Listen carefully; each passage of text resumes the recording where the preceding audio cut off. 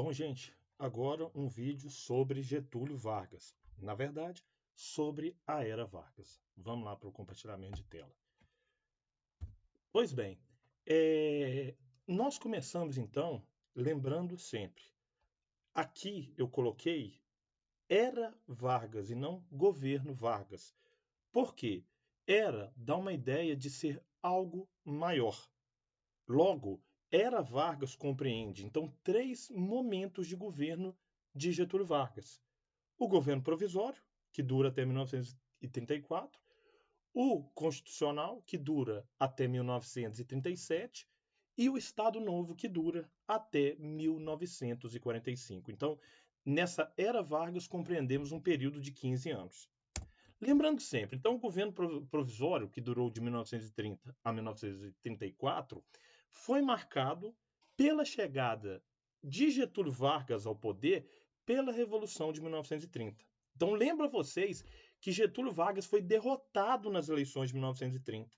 Ele e João Pessoa, candidatos a presidente e a vice, respectivamente, não conseguiram derrotar Júlio Prestes no pleito eleitoral de 1930. Entretanto, com o assassinato de João Pessoa, a Revolução ganha contornos, Getúlio Vargas a lidera, sendo colocado ali como presidente do Brasil.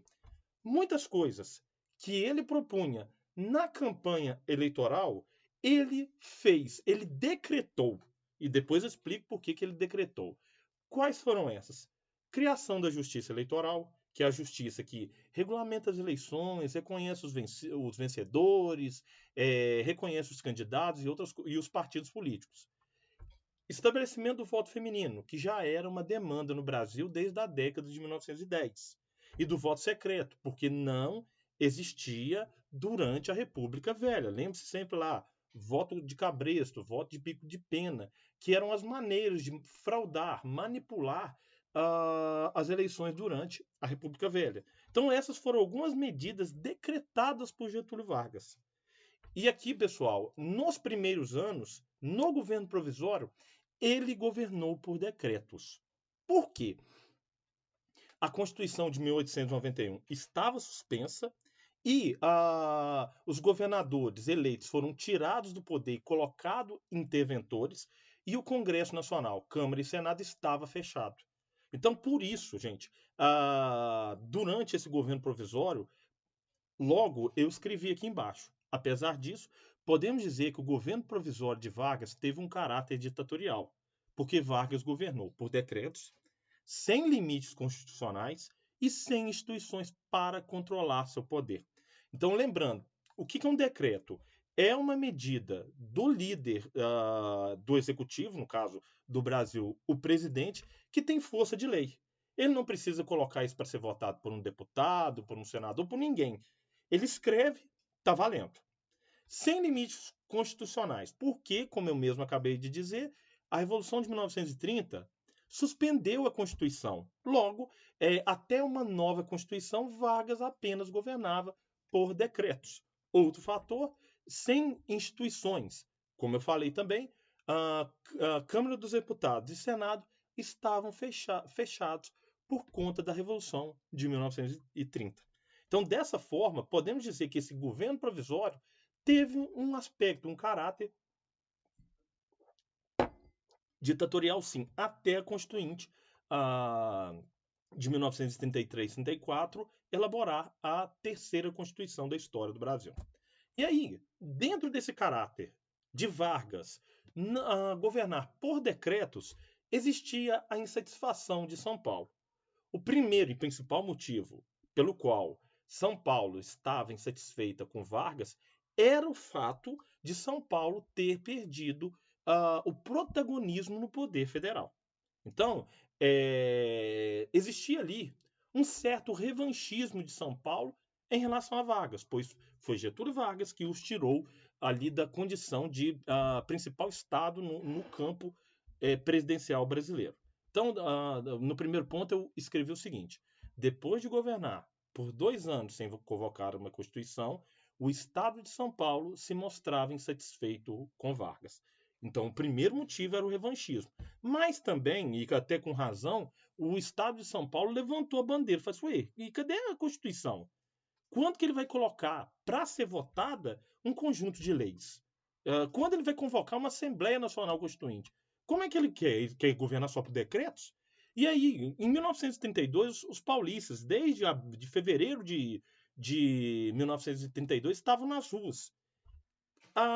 Um movimento, ou melhor dizendo, né, a morte de 4 estudantes nesse movimento dos paulistas nas ruas, com os sobrenomes de Martins, Miragaia, Drauzio e Camargo, foi o estupim para que São Paulo se revoltasse contra o governo federal. Então, eles foram mortos, né, numa ação repressiva da polícia, e ali as suas iniciais, MMDC, viraram motivos para uma campanha paulista contra Vargas.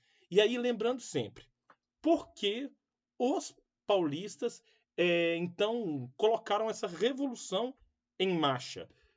3 motivos. Primeiro, desejo de uma Constituição para o Brasil, tanto que ela foi chamada de Revolução Constitucionalista, posteriormente. Segundo, oposição ao interventor nomeado por Vargas. Lembrando, quem que era o interventor? O equivalente ao governador. Só que não era eleito, não era eleito nem pelo voto direto, nem pelo voto indireto. Ele era colocado lá por Vargas. Esse interventor de São Paulo não era nem paulista. Ele era o pernambucano João Alberto.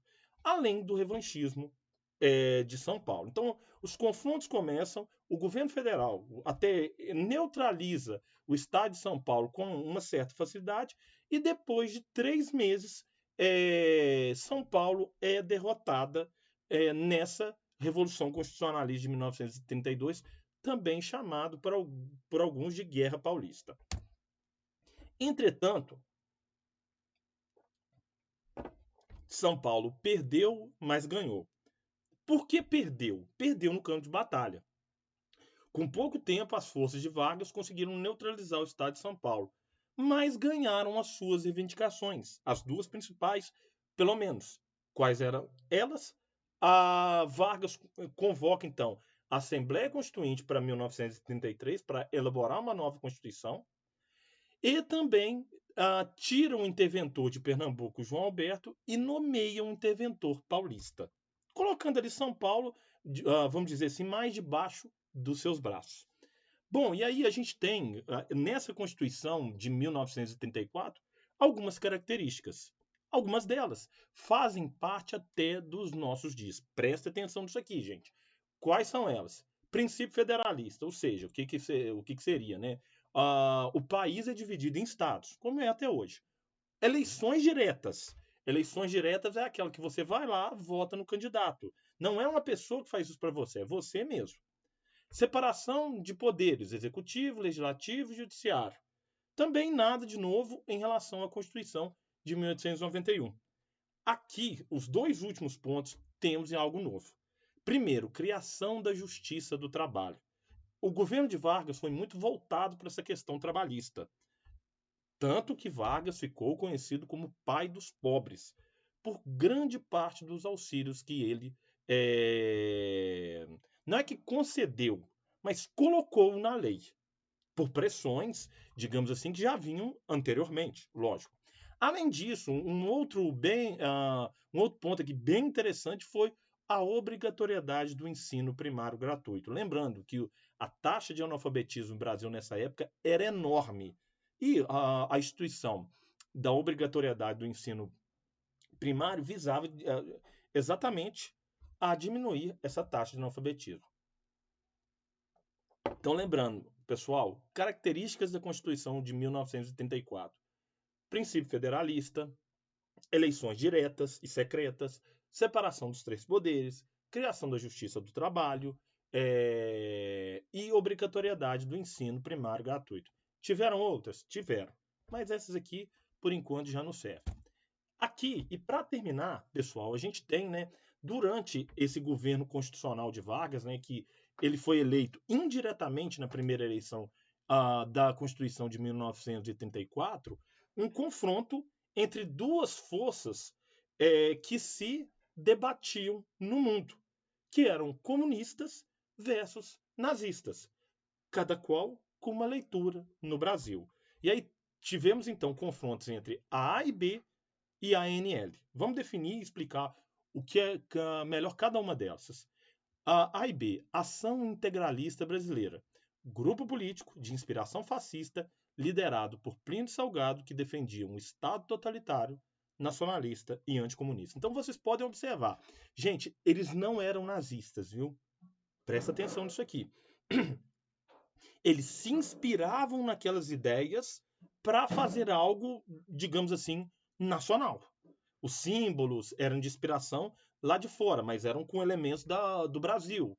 Os cumprimentos se inspiravam lá fora, mas com ritmos e outras coisas mais brasileiros. E nisso aqui eles se pareciam bem, né? Um Estado totalitário, ou seja, um Estado forte, controlador, nacionalista, que o Estado assume as diretrizes da economia e tudo mais, e anticomunista, como eram os Estados fascistas da Europa.